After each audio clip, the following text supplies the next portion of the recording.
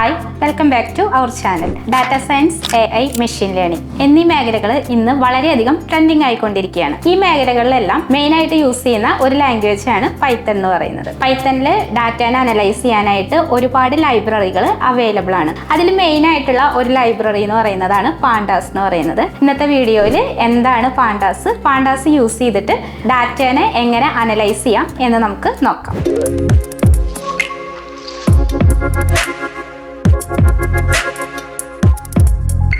Data analyse ചെയ്യുമ്പോൾ ഇതിൽ ഡാറ്റനെ നമുക്ക് പഠിക്കാനായിട്ട് ഡാറ്റനെ ക്ലീൻ ചെയ്യേണ്ടി വരും, പ്രോസസ്സ് ചെയ്യേണ്ടി വരും, ഡാറ്റയിൽ എന്തെങ്കിലും മിസ്സിംഗ് വാല്യൂസ് ഉണ്ടെങ്കിൽ അത് ഫില്ല് ചെയ്യേണ്ടി വരും. ഇത്തരം കാര്യങ്ങൾ ചെയ്യാനായിട്ട് പാണ്ടാസ് എന്ന ലൈബ്രറി യൂസ് ചെയ്യാവുന്നതാണ്. അനലൈസ് ചെയ്യാനുള്ള ഡാറ്റ ടാബുലാർ ഫോർമാറ്റിലാവുമ്പോഴാണ് പാണ്ടാസ് കൂടുതലായിട്ട് നിങ്ങൾക്ക് യൂസ്ഫുൾ ആവുക. അതായത് നിങ്ങൾ എക്സൽ ഷീറ്റിലൊക്കെ കണ്ടിട്ടുള്ള പോലെ ഡാറ്റ റോസ് ആൻഡ് കോളംസ് ഫോർമാറ്റിലായിരിക്കണം ഇതിൽ ഉണ്ടാവേണ്ടത്. പൈത്തണിൽ പാണ്ടാസ് ഇൻസ്റ്റാൾ ചെയ്യാനായിട്ട് പിപ്പ് ഇൻസ്റ്റാൾ പാണ്ടാസ് എന്ന കമൻറ്റ് വഴി നിങ്ങളുടെ സിസ്റ്റത്തിലേക്ക് പാണ്ടാസ് എന്ന ലൈബ്രറി ഇൻസ്റ്റാൾ ചെയ്യാണ് ഇതിൽ ആദ്യത്തെ സ്റ്റെപ്പ് എന്ന് പറയുന്നത്. പാണ്ടാസ് ഇൻസ്റ്റാൾ ചെയ്തതിന് ശേഷം പാണ്ടാസിൻ്റെ ഉള്ളിലുള്ള ഒരുപാട് ഡാറ്റ അനാലിസിസിന് വേണ്ടിയിട്ടുള്ള മെത്തേഡ്സ് നിങ്ങളുടെ സിസ്റ്റത്തിൽ നിങ്ങൾക്ക് യൂസ് ചെയ്യാവുന്നതാണ്. ഇത് വെച്ചിട്ട് ഡാറ്റനെ അനലൈസ് ചെയ്യാവുന്നതുമാണ്. പാണ്ടാസിൽ യൂസ് ചെയ്യുന്ന മെയിൻ ആയിട്ടുള്ള രണ്ട് ഡാറ്റ സ്ട്രക്ചറാണ് സീരീസും ഡാറ്റ ഫ്രെയിം എന്ന് പറയുന്നത്. സീരീസ് എന്ന് പറഞ്ഞിട്ടുണ്ടെങ്കിൽ ഒരു 1 ഡയമെൻഷണൽ അറേനെയാണ് ഉദ്ദേശിക്കുന്നത്. ഫോർ എക്സാമ്പിൾ നിങ്ങളുടെ എക്സൽ ഷീറ്റിലാണെങ്കിൽ അതിൻ്റെ ഒരു റോ എന്ന് പറയുന്നതാണ്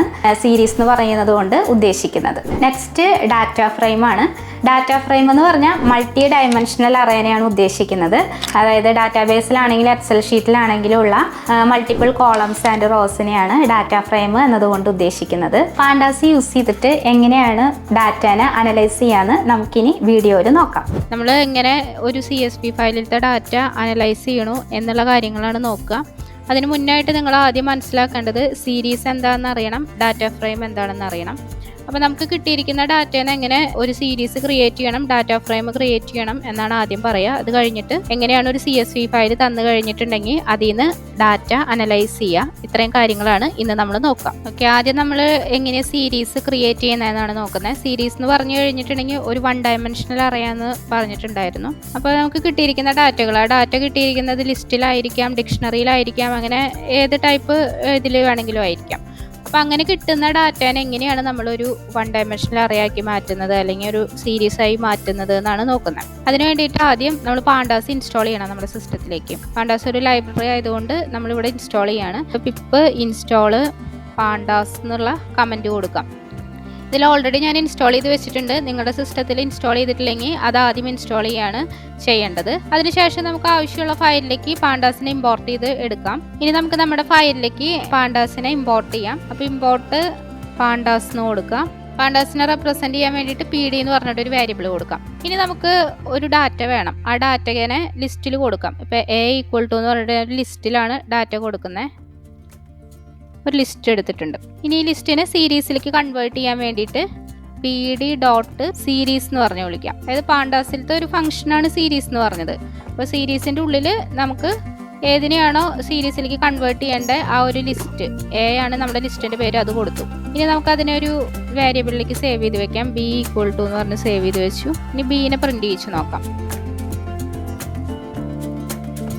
ഓക്കെ, അപ്പോൾ നമുക്കതൊരു 1 ഡയമെൻഷണൽ അറേയുടെ ഒരു കോളത്തിൻ്റെ രൂപത്തിൽ കിട്ടിയിട്ടുണ്ട് നമ്മുടെ ലിസ്റ്റിൽ. അപ്പോൾ ഇവിടെ എന്ന് പറഞ്ഞു കഴിഞ്ഞിട്ടുണ്ടെങ്കിൽ ഒരു നമ്പറും കൂടി ഇതിൻ്റെ ഒപ്പം അസൈൻ ചെയ്തിട്ടുണ്ട്. ഇതിന് ഇൻഡെക്സ് നമ്പർ എന്ന് പറയും. അപ്പോൾ ഇൻഡെക്സ് നമുക്ക് ഓട്ടോമാറ്റിക്കായിട്ട് ഡിഫോൾട്ടായിട്ട് വരുന്നതാണ്. നമ്മൾ കൊടുക്കുന്ന ഡാറ്റയ്ക്ക് ഓരോ ഡാറ്റയ്ക്കും ഓരോ ഇൻഡെക്സ് നമ്പറും കൂടി അസൈൻഡ് ആയിട്ട് കിട്ടും. അപ്പോൾ ഇപ്പം നമ്മൾ ഒരു ലിസ്റ്റിനെ എങ്ങനെ സീരീസ് ആയിട്ട് കൺവേർട്ട് ചെയ്യാമെന്നാണ് പറഞ്ഞത്. ഇനി നമുക്ക് ഇവിടെ ഒരു ഞാനിപ്പോൾ 15.0 എന്നാക്കി. ഇത് റൺ ചെയ്ത് നോക്കിയാൽ ഓക്കെ, എല്ലാ നമ്പേഴ്സും ഒരു ഫ്ലോട്ടിംഗ് വാല്യൂ ആയിട്ട് കിട്ടിയിട്ടുണ്ട്. അപ്പോൾ ഇതിൻ്റെ പ്രത്യേകത എന്താണെന്ന് വെച്ചിട്ടുണ്ടെങ്കിൽ നമ്മുടെ സീരീസിലുള്ള ഡാറ്റകളെല്ലാതും ഹോമോജീനിയസ് ആണ്. ഒരേപോലത്തെ ഡാറ്റകളാണ് ഉണ്ടാവുക. എല്ലാത്തിനും ഒരു ഹോമോജീനിയസ് ആയിട്ടുള്ള നേച്ചർ കീപ്പ് ചെയ്യുന്നുള്ളതാണ്. ഓക്കെ, ഇനി നമുക്ക് ഇൻഡെക്സ് വേണമെങ്കിൽ ചേഞ്ച് ചെയ്യാൻ പറ്റും. ഇപ്പോൾ ഇൻഡെക്സ് ഡിഫോൾട്ടായിട്ട് നമുക്ക് 0, 1, 2, 3 എന്ന് പറഞ്ഞിട്ടാണ് വന്നേക്കുന്നത്. നമുക്ക് ഇഷ്ടമുള്ള ഇൻഡെക്സ് വേണമെന്നുണ്ടെങ്കിൽ അങ്ങനെയും ചെയ്യാനായിട്ട് പറ്റും. അതിന് വേണ്ടിയിട്ട് നമ്മൾ ചെയ്യേണ്ടതെന്ന് പറഞ്ഞു കഴിഞ്ഞിട്ടുണ്ടെങ്കിൽ ഇവിടെ PD.series വിളിച്ചിട്ടുണ്ടായിരുന്നു.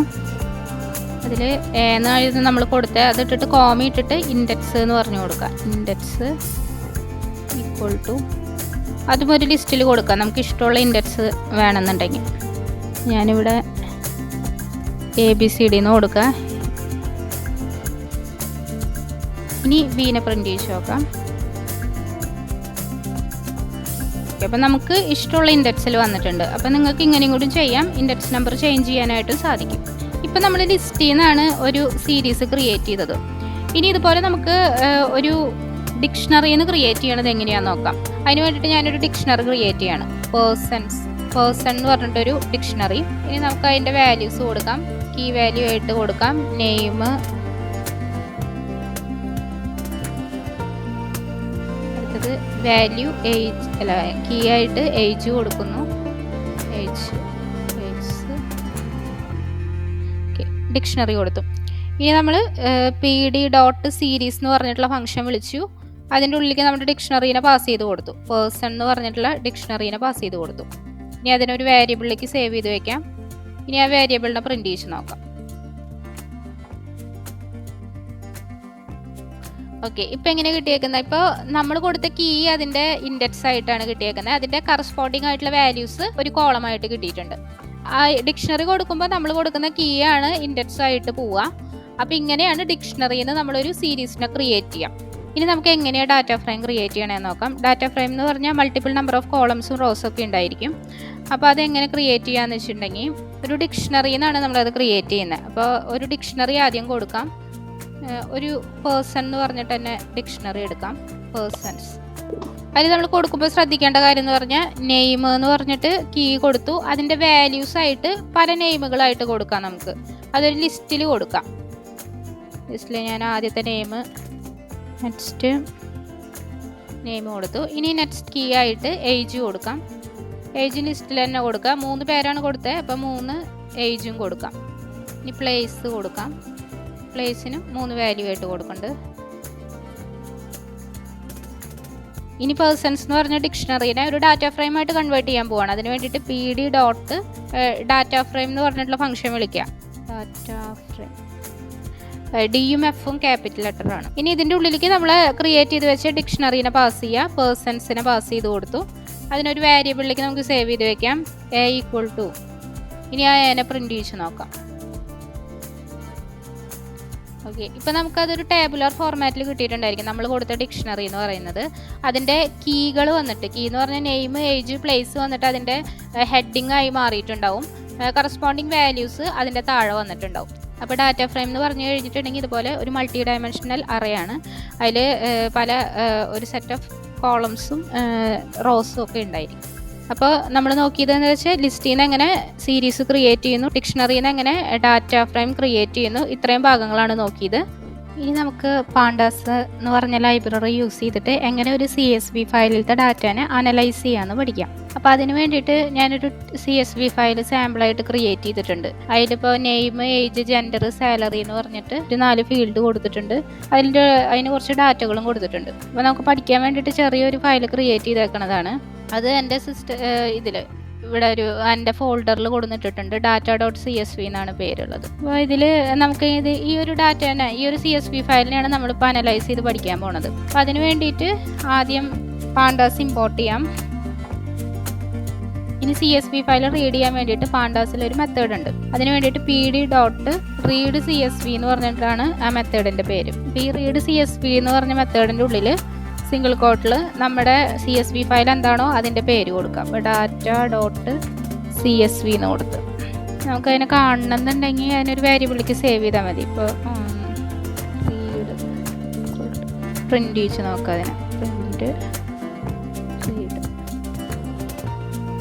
അപ്പോൾ ഞാനിവിടെ കൊടുത്ത ഒരു 11 ഡാറ്റയുണ്ട്. ആ ഡാറ്റ കംപ്ലീറ്റ് ആയിട്ട് പ്രിൻ്റ് ചെയ്ത് വന്നിട്ടുണ്ട്. അതിൻ്റെ ഒപ്പം ഇൻഡെക്സ് നമ്പറും കൂടി വന്നിട്ടുണ്ട്. അപ്പോൾ നമുക്ക് ഇങ്ങനെ ഡാറ്റനെ റീഡ് ചെയ്യിക്കാം. ഇനി നെക്സ്റ്റ് നമ്മൾ ഇതിൻ്റെ ഉള്ളിലത്തെ കുറച്ച് ഫംഗ്ഷനെ പറ്റിയിട്ടാണ് പറയാൻ പോണത്. റീഡ് ചെയ്യിക്കുക ഒരു CSV ഫയലിലത്തെ ഡാറ്റകളെ എങ്ങനെ നമുക്ക് എന്തൊക്കെ രീതിയിൽ കാണാമെന്നുള്ള ഒരു ഡീറ്റെയിൽസ് ആണ് പറയാൻ പോണത്. ഇതിൽ തന്നെ നമുക്ക് നെക്സ്റ്റ് റീഡ് ഹെഡ് എന്ന് പറഞ്ഞിട്ടുള്ളൊരു മെത്തേഡ് ഉണ്ട്. ഇതിനെ ഒന്ന് പ്രിൻ്റ് ചെയ്ത് നോക്കാം.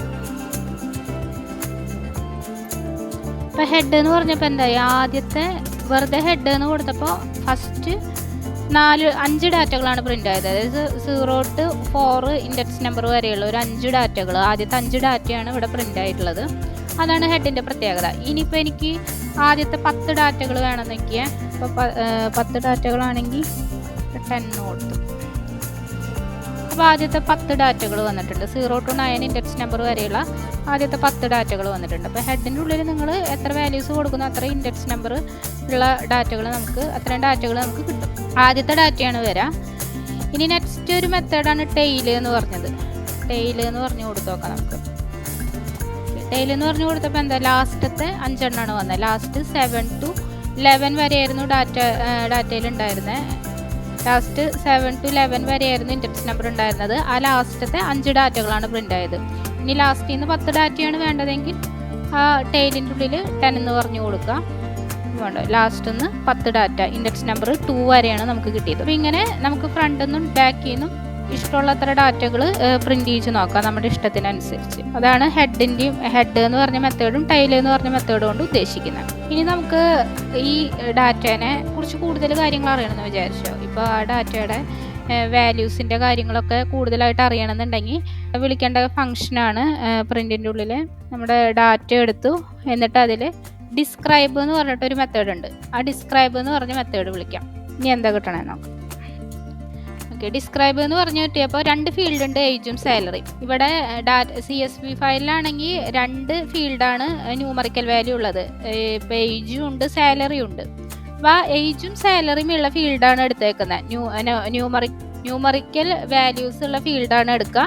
എന്നിട്ട് അതിൻ്റെ തന്നെ കൗണ്ട്, മീൻ, സ്റ്റാൻഡേർഡ് ഡീവിയേഷൻ, അതിലത്തെ മിനിമം, ഏജിൽ ഏതാണോ മിനിമം ഉള്ളത്, സാലറിയിൽ മിനിമം ഉള്ളത്, പിന്നെ മാക്സിമം ഉള്ളത് എത്രയാണോ അതൊക്കെ കാണിക്കും. ഇനി ഇവിടെ നിങ്ങൾ നോക്കിക്കഴിഞ്ഞാൽ 25, 50, 75% എഴുതിയത് കാണാം.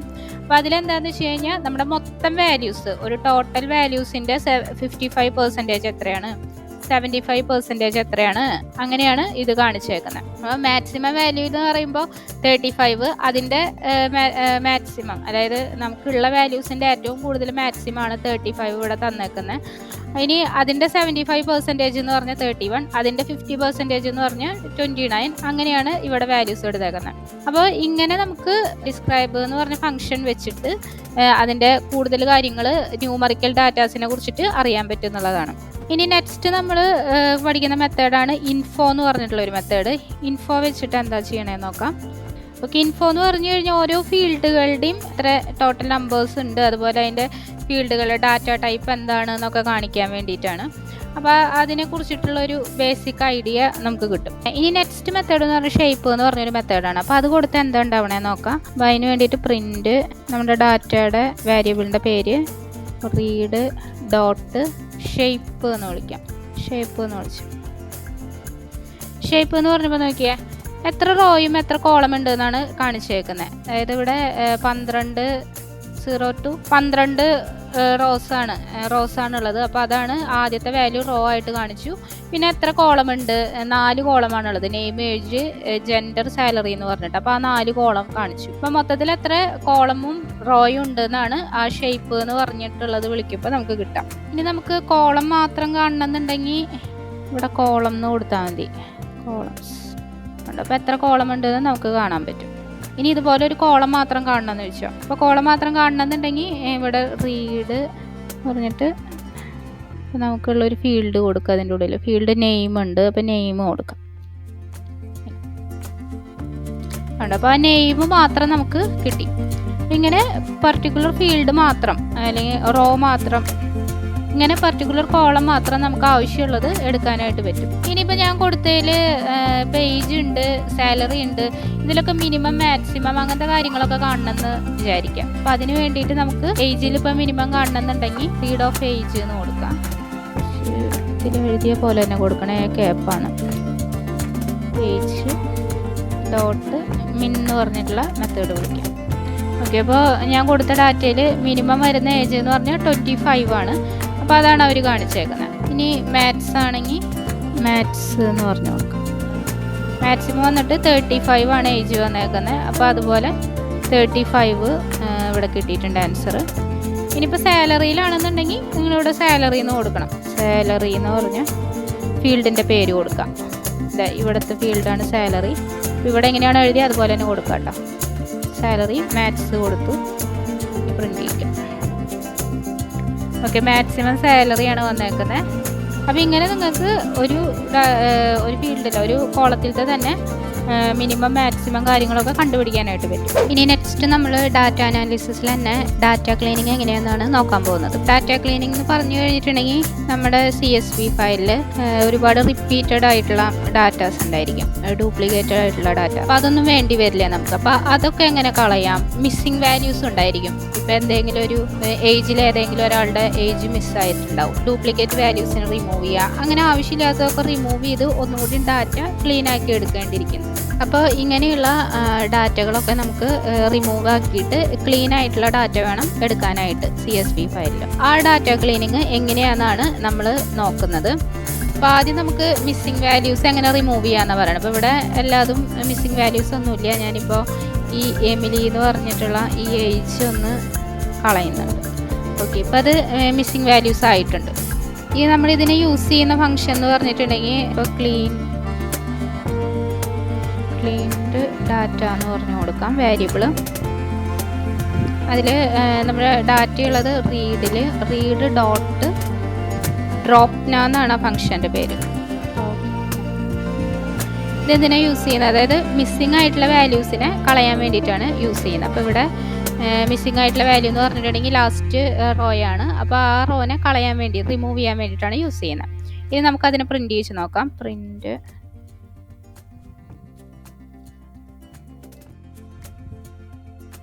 ഓക്കെ, അപ്പോൾ നമുക്ക് ആ ഒരു ലാസ്റ്റത്തെ ഡാറ്റ റിമൂവ് ആയി പോയിട്ടുണ്ട്. ഈ ഒരു ഡാറ്റ പോയിട്ടുണ്ട്. അപ്പോൾ ഇങ്ങനെ മിസ്സിങ് വാല്യൂസ് ഉള്ള ഡാറ്റകളെയൊക്കെ കളയാൻ വേണ്ടിയിട്ട് നമുക്ക് ഈ ഡ്രോപ്ന എന്ന് പറഞ്ഞ ഫംഗ്ഷൻ യൂസ് ചെയ്യാവുന്നതാണ്. ഇനി നമുക്ക് അടുത്തത് നോക്കാൻ പോകുന്നത് എന്ന് പറഞ്ഞു കഴിഞ്ഞാൽ ഡ്യൂപ്ലിക്കേറ്റ് വാല്യൂസ് ആണ്. ഡ്യൂപ്ലിക്കേറ്റ് വാല്യൂസ് ആയിട്ടുള്ള ആ ഒരു ഏജ് കൊടുക്കട്ടെ. ഇനി ഡ്യൂപ്ലിക്കേറ്റ് വാല്യൂസ് എന്ന് പറയുമ്പോൾ ഒരുപാട് ഡ്യൂപ്ലിക്കേറ്റ് വാല്യൂസ് വന്നിട്ടുണ്ട്. ഇപ്പോൾ ആലീസ് തന്നെ ഒരു 3 തവണ വന്നിട്ടുണ്ട്, ജോൺ വന്നിട്ടുണ്ട്. അപ്പോൾ ഇങ്ങനെയുള്ള ഡ്യൂപ്ലിക്കേറ്റ് വാല്യൂസിനെ എങ്ങനെ CSV ഫയലിൽ നിന്ന് റിമൂവ് ചെയ്യാമെന്നാണ് നോക്കുന്നത്. അപ്പോൾ അതിന് വേണ്ടിയിട്ട് നമ്മൾ ഒരു ക്ലീൻഡ് ഡാറ്റ എന്ന് പറഞ്ഞിട്ട് ഒരു ക്രിയേറ്റ് ചെയ്യുന്ന വേരിയബിൾ റീഡ് നമ്മുടെ ഡാറ്റേനെ എടുത്തു ഡോട്ട് ഡ്രോപ്പ് ഡ്യൂപ്ലിക്കേറ്റ് എന്ന് പറഞ്ഞിട്ടുള്ള ഒരു ഫംഗ്ഷൻ ഉണ്ട്. ഡ്രോപ്പ് ഡ്യൂപ്ലിക്കേറ്റ്സ് അത് കൊടുത്താൽ മതി. ഇനി നമുക്ക് ക്ലീൻഡ് ഡാറ്റേനെ പ്രിൻ്റ് ചെയ്ത് നോക്കാം. ക്ലീൻഡ് ഡാറ്റ കണ്ടോ, ഡ്യൂപ്ലിക്കേറ്റ് ആയിട്ടുള്ള എല്ലാതും പോയിട്ട് യൂണീക്ക് ആയിട്ടുള്ള ഡാറ്റ മാത്രമാണ് ഇവിടെ ഡിസ്പ്ലേ ചെയ്യുന്നത്. അപ്പോൾ ഇങ്ങനെയുള്ള ഡാറ്റ ക്ലീനിങ്ങിന് വേണ്ടിയിട്ട് നിങ്ങൾക്ക് ഈ ഒരു ഫംഗ്ഷൻസ് യൂസ് ചെയ്യാൻ പറ്റും. ഇനി നമ്മളൊരു CSV ഫയലിൽ എന്തെങ്കിലും മിസ്സിങ് വാല്യൂസ് ഉണ്ടെങ്കിൽ അതിനെ എങ്ങനെ ഫില്ല് ചെയ്യാമെന്നാണ് പറയുന്നത്. അപ്പോൾ ഇതിൽ എന്തെങ്കിലും ഏജ് എന്തെങ്കിലും മിസ്സായി കഴിഞ്ഞാൽ എങ്ങനെ അതിനെ ഓട്ടോമാറ്റിക്കലി ഫില്ല് ചെയ്യാമെന്ന്. അപ്പോൾ അങ്ങനെയൊക്കെ ഫില്ല് ചെയ്താലാണ് നമുക്ക് ഡാറ്റ അനലൈസ് ചെയ്യുമ്പോൾ കറക്റ്റ് ഡാറ്റയും അതുപോലെ വിഷ്വലൈസ് ചെയ്യുമ്പോൾ കറക്റ്റ് ആയിട്ടുള്ള ഔട്ട്പുട്ടും കിട്ടുള്ളൂ. അപ്പോൾ അതിന് വേണ്ടിയിട്ട് നമുക്കിപ്പോൾ ഈ ഒരു ഏജ് മിസ്സിങ് ആക്കാം. നമുക്ക് ഏജ് ഞാൻ കളഞ്ഞിട്ടുണ്ട്. ഇനി ഇതിൽ വന്നിട്ട് നമുക്ക് അതിനുള്ള ഫങ്ഷൻസ് കൊടുക്കാം. അപ്പോൾ ഇവിടെ മിസ്സായിട്ടുള്ളത് ഏജ് എന്ന് പറഞ്ഞിട്ടുള്ള ഫീൽഡാണല്ലോ. അപ്പോൾ ഏജ് എന്ന് പറഞ്ഞിട്ടുള്ള ഫീൽഡിൽ നമ്മൾ റീഡിൽ ഏജ്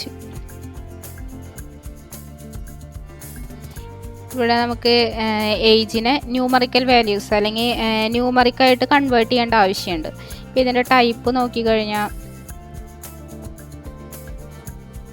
കണ്ടോ, പാണ്ട സ്കോർ സീരീസ് എന്ന് പറഞ്ഞിട്ടുള്ള ഒരു ടൈപ്പിലൊക്കെ എടുക്കണം. അപ്പോൾ നമുക്കതിനെ ന്യൂമറിക് ടൈപ്പിലേക്ക് ആക്കണം. അത് കഴിഞ്ഞിട്ട് വേണം അതിൻ്റെ ഇത് മിസ്സിങ് വാല്യൂസ് എങ്ങനെ ഫില്ല് ചെയ്യണമെന്ന് നോക്കാൻ വേണ്ടിയിട്ട്. അപ്പോൾ അതിനെ ന്യൂമറിക് ടൈപ്പിലേക്ക് ആക്കാൻ വേണ്ടിയിട്ട് ഒരു ഫംഗ്ഷൻ ഉണ്ട്, അത് വെച്ചിട്ടാണ് നമ്മൾ കൊടുക്കുക.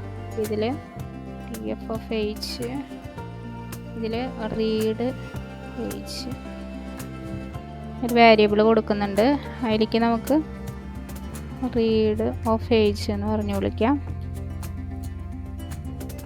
ഇനി ഡോട്ട് റീഡ് ഡോട്ട് ഏജ് എന്ന് പറഞ്ഞിട്ടുള്ള ഒരു വേരിയബിൾ വിളിക്കുക. അതിലേക്ക് PD2 ന്യൂമറിക് എന്ന് പറഞ്ഞിട്ട് ഒരു ഫംഗ്ഷൻ ഉണ്ട്, ന്യൂമറിക്കൽ വാല്യൂസ് ആക്കി മാറ്റാനായിട്ട്.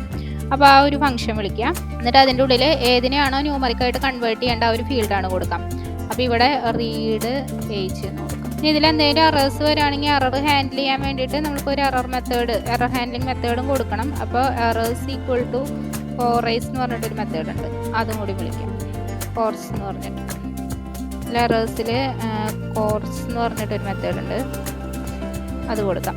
അപ്പോൾ ഇത് കൊടുക്കുമ്പോൾ എറേഴ്സ് ഉണ്ടെങ്കിൽ ഓട്ടോമാറ്റിക്കായിട്ട് ഹാൻഡിൽ ചെയ്തോളും. ഇനി ഡാറ്റ കൺവേർഷൻ നടക്കുമ്പോൾ ഇനി നമുക്ക് എന്ത് ചെയ്യണം, ഈ ഫില്ല് ചെയ്യണം, മിസ്സിങ് ആയിട്ടുള്ള വാല്യൂസ് നമുക്ക് ഫില്ല് ചെയ്യണമല്ലോ. അപ്പോൾ നമുക്ക് ഇതിൽ തന്നെ കൊടുക്കാം റീഡ് ഓഫ് ഏജ് എന്ന് പറഞ്ഞിട്ടൊരു വേരിയബിൾ ക്രിയേറ്റ് ചെയ്യാം. നമുക്ക് റീഡ് ഫീൽഡ് കൊടുത്തു, എന്നിട്ട് ഡോട്ട് കൊടുത്തിട്ട് ഇതിൽ ഫില്ല എന്ന് പറഞ്ഞിട്ടുള്ളൊരു മെത്തേഡാണ് യൂസ് ചെയ്യുന്നത്. എന്തെങ്കിലും വാല്യൂസ് മിസ്സായിട്ടുണ്ടെങ്കിൽ അതിനെ ഫില്ല് ചെയ്യാൻ വേണ്ടിയിട്ട്. അപ്പോൾ ഫില്ല എന്ന് പറഞ്ഞ മെത്തേഡിൽ എന്ത് വെച്ചാണ് ഫില്ല് ചെയ്യേണ്ടതെന്നാണ് നമ്മൾ പറഞ്ഞു കൊടുക്കണേ. അതായത് ഏജ് ഒക്കെ പോയി കഴിഞ്ഞിട്ടുണ്ടെങ്കിൽ ഏജിൻ്റെ ഏതെങ്കിലും ഒരു മീൻ വാല്യൂ വെച്ചിട്ട് ഫില്ല് ചെയ്യാൻ പറയും. അപ്പോൾ അതിന് വേണ്ടിയിട്ട് DF ഓഫ് ഏജ് എന്ന് എടുക്കാം. എന്നിട്ട് ഇതിൻ്റെ ഡോട്ട് മീൻ എന്ന് പറഞ്ഞു കൊടുക്കാം. DF അല്ല, റീഡ്. ഓക്കെ, അപ്പോൾ എന്ത് ചെയ്യും, ഈ ഏജിൻ്റെ മൊത്തത്തിലുള്ള മീൻ വാല്യൂ എടുത്തിട്ട് അത് വെച്ചിട്ട് മിസ്സിങ് ആയിട്ടുള്ള വാല്യൂസിൽ ഫില്ല് ചെയ്തിട്ടുണ്ടാവും. ഓക്കെ, നമുക്കിപ്പോൾ മിസ്സിങ് ആയിട്ടുള്ള വാല്യൂസ് ഒക്കെ ഫില്ലായിട്ടുണ്ടാവും. ഇനി നമുക്ക് അതിനൊരു പുതിയ ഫയലിലേക്ക് സേവ് ചെയ്ത് വെക്കാം. അപ്പോൾ പുതിയ ഫയലിലേക്ക് മിസ്സിങ് ആയിട്ടുള്ള വാല്യൂസ് ഒക്കെ പോയിട്ട് കറക്റ്റായിട്ടുള്ള ഡാറ്റയാണ് നമുക്ക് കിട്ടും. അപ്പോൾ അതിന് വേണ്ടിയിട്ട് നമ്മൾ ചെയ്യേണ്ടത് എന്ന് പറഞ്ഞിട്ടുണ്ടെങ്കിൽ നമ്മുടെ ഇപ്പോൾ പഴയ ഫയൽ റീഡായിരുന്നു, ഡോട്ട് കൊടുക്കാം. 2CSV എന്നാണ് അതിൻ്റെ ഫംഗ്ഷൻ്റെ പേര്. 2CSV വിളിക്കുക. എന്നിട്ട് എന്താണോ പുതിയ ഫയൽ അതിൻ്റെ പേര് കൊടുക്കുക. അപ്പോൾ ഞാൻ ഔട്ട്പുട്ട് ഫയൽ എന്ന് കൊടുക്കുന്നുണ്ട്, .CSV എന്ന് കൊടുത്തു. നമുക്കിത് റൺ ചെയ്യിക്കാം. ഓക്കെ, അപ്പോൾ നമുക്കിവിടെ ഔട്ട്പുട്ട് ഫയൽ കിട്ടിയിട്ടുണ്ടാവും. ഔട്ട്പുട്ട് ഫയൽ .CSV എന്ന് പറഞ്ഞിട്ട് ഇവിടെ നോക്കിയേ, എമിലിക്ക് ഏജ് വന്നിട്ടുണ്ട്, 30 ആണ് എടുത്തേക്കുന്നത്. അപ്പോൾ ആദ്യത്തെ ഫയലിൽ നമുക്ക് ഏജ് ഒന്നും ഉണ്ടായിരുന്നില്ല. അപ്പോൾ നമ്മളിപ്പോൾ മിസ്സിങ് ആയിട്ടുള്ള വാല്യൂസ് ഫില്ല് ചെയ്ത് കഴിഞ്ഞപ്പോൾ നമുക്ക് ഔട്ട്പുട്ട് ഫയൽ വേറൊരു ഔട്ട്പുട്ട് ഫയലിലേക്ക് സേവ് ചെയ്ത് വെച്ചപ്പോൾ ആ ഒരു ഏജിൻ്റെ മീനൊക്കെ എടുത്തിട്ട് ഒരു ഏകദേശമുള്ള ഒരു ഏജ് ഇവിടെ ഫില്ല് ചെയ്തിട്ടുണ്ട്. അപ്പോൾ ഇങ്ങനെ നിങ്ങൾക്ക് CSV ഫയലിലത്തെ മിസ്സിങ് വാല്യൂസ് ഒക്കെ ഫില്ല് ചെയ്തിട്ട് ഡാറ്റേനെ അനലൈസ് ചെയ്യാനായിട്ട് പറ്റും. അപ്പോൾ ഇതിൽ ഡാറ്റ ക്ലീനിങ്ങും ഡാറ്റ അനലൈസിങ്ങും പിന്നെ അതുപോലെ തന്നെ ഡാറ്റയിൽ ഒരു CSV ഫയൽ കിട്ടിക്കഴിഞ്ഞാൽ അതിൻ്റെ കുറേ കാര്യങ്ങളൊക്കെ നോക്കാനായിട്ട് ഇപ്പോൾ നിങ്ങൾക്ക് മനസ്സിലായിട്ടുണ്ടാവും. ഇപ്പോൾ നിങ്ങൾക്ക് മനസ്സിലാവാനായിട്ട് ഞാനൊരു ചെറിയ ഫയൽ എടുത്തിട്ടാണ് അതിൻ്റെ അനലൈസിങ്ങും കാര്യങ്ങളൊക്കെ ചെയ്തേക്കുന്നത്. ഇനിയിപ്പോൾ നിങ്ങൾക്ക് വലിയൊരു ഫയൽ വേണമെന്നുണ്ടെങ്കിൽ നമുക്കത് നെറ്റിൽ സെർച്ച് ചെയ്ത് കുറച്ചും കൂടി വലിയ ഫയൽ എടുത്തിട്ട് നിങ്ങൾക്ക് ഈ കാര്യങ്ങളൊക്കെ ചെയ്ത് നോക്കാം. വലിയ ഡാറ്റ എടുക്കണമെന്നുണ്ടെങ്കിൽ നിങ്ങൾ ഇവിടെ വന്നിട്ട് സാമ്പിൾ CSV ഫയൽസ് കൊടുത്തു കഴിഞ്ഞിട്ടുണ്ടെങ്കിൽ കുറേ CSV ഫയലിലുള്ള ഡാറ്റകൾ കിട്ടുന്നത്, ഇങ്ങനെയുള്ള ഡാറ്റകളും കിട്ടും. അതുപോലെ കുറച്ചും കൂടി വലിയ ഡാറ്റകളൊക്കെ കിട്ടും, ബിസിനസ്സിൻ്റെ, ജിയോഗ്രഫിക്കിൻ്റെ, അങ്ങനെയൊക്കെ കുറേ എക്കണോമിക് സർവേ ഇങ്ങനെയൊക്കെ പറഞ്ഞിട്ടുള്ള കുറേ CSV ഫയലുകൾ സാമ്പിളായിട്ടുള്ള ഫയൽസ് ഉണ്ട്. ഇങ്ങനത്തെ CSV ഫയൽ ഡൗൺലോഡ് ചെയ്തിട്ട് ഇതിൻ്റെ ഉള്ളിൽ തന്നെ ഡാറ്റേനെ അനലൈസ് ചെയ്യാനായിട്ട് നിങ്ങൾക്ക് പറ്റും. അതായത് ആവശ്യം വേണ്ട വാല്യൂസ്, അതുപോലെ അതിൽ തന്നെ മിനിമം മാക്സിമം കൗണ്ടുകൾ, അങ്ങനെയുള്ള കാര്യങ്ങളൊക്കെ നിങ്ങൾക്ക് കണ്ടുപിടിക്കാനായിട്ട് പറ്റും. അപ്പോൾ അങ്ങനത്തെ ഡാറ്റാസ് വേണമെങ്കിൽ അതെടുത്ത് ഡൗൺലോഡ് ചെയ്തിട്ട് റീഡ് CSVയിൽ കൊടുത്താൽ മതി. പിന്നെ സാധാരണ ബേസിക് ഫങ്ഷൻസ് നമ്മൾ ഇത്രയും പറഞ്ഞ കാര്യങ്ങൾ. അപ്പോൾ ഇതൊക്കെ വെച്ചിട്ട് നിങ്ങൾ തന്നെ ഒരു സാമ്പിളായിട്ട് ഒരു CSV ഫയൽ അനലൈസ് ചെയ്ത് നോക്കുക. അതുകൂടാതെ ഡൗൺലോഡ് ചെയ്തിട്ട് ഒരു വലിയ CSV ഫയലും ഇങ്ങനെ അനലൈസ് ചെയ്ത് നോക്കാൻ പറ്റുമോ നോക്കുക. ഇന്നത്തെ വീഡിയോയിൽ പാണ്ടാസിനെ കുറിച്ചിട്ടായിരുന്നു പറഞ്ഞിട്ടുണ്ടായിരുന്നത്. പാണ്ടാസ് എന്ന ലൈബ്രറി യൂസ് ചെയ്തിട്ട് എങ്ങനെയാണ് ഡാറ്റേനെ അനലൈസ് ചെയ്യാന്ന് ഇപ്പോൾ നിങ്ങൾക്ക് മനസ്സിലായിട്ടുണ്ടാവും. ഈ ഡാറ്റേനെ വിഷ്വലി എങ്ങനെ റെപ്രസെന്റ് ചെയ്യാന്ന് നമുക്ക് അടുത്ത വീഡിയോയിൽ നോക്കാം. ഇതിലെന്തെങ്കിലും ഡൗട്ട്സ് ഉണ്ടെങ്കിൽ താഴെ കമൻ്റായിട്ട് ചോദിക്കാം. ഇതുപോലുള്ള ഇൻഫോർമേറ്റീവ് വീഡിയോസിനായി നിങ്ങൾ നമ്മുടെ ചാനൽ സബ്സ്ക്രൈബ് ചെയ്യുക. വീഡിയോ ഇഷ്ടപ്പെട്ടെങ്കിൽ ലൈക്ക് ചെയ്യുക. Thanks for watching.